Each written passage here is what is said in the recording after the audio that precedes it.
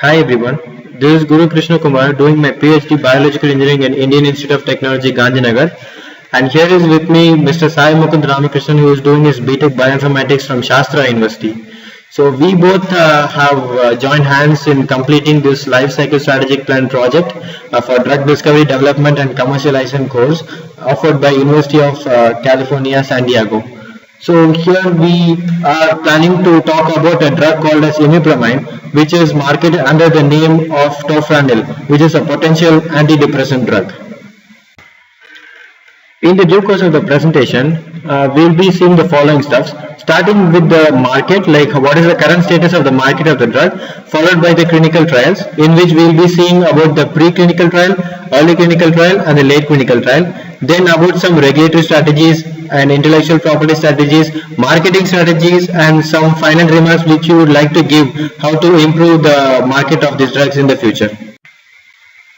So starting with the market, as I said before, this drug is used to treat major depression and ehrlichiasis, which is commonly called as wetting the bed. So the lack of effective antidepressant drug for patients make imipramine as the leader in pharmaceutical industry. The benchmarking analysis, we would see four major things, like what we are doing, how we are doing, how others are doing, and some channels to improve.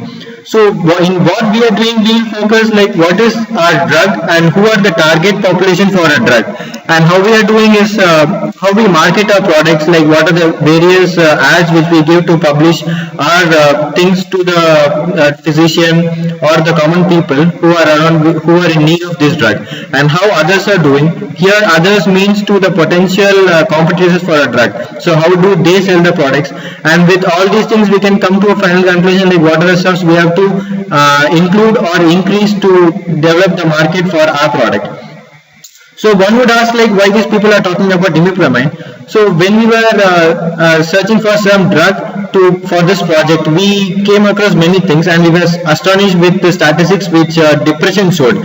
So the burden of depression around the world is very high. As you can see here, it is affecting around some 121 million people around the world, and 11 people of the EU citizens suffer from depression. And the cost of depression in EU was estimated in 2010. It was around some 92 billion euros. So which is very high. So we thought of taking imipramine, which is an antidepressant drug, into limelight so that everyone can know about it.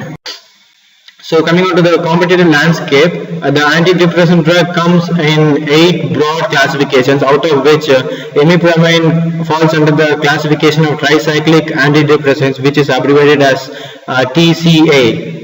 And this is a self-organizing map which is called as the SOM, which is a two-dimensional matrix which is created by artificial neural network. This SOM shows that the imipramine is the most potential drug out of these 597 antidepressant drugs which are currently available in the market.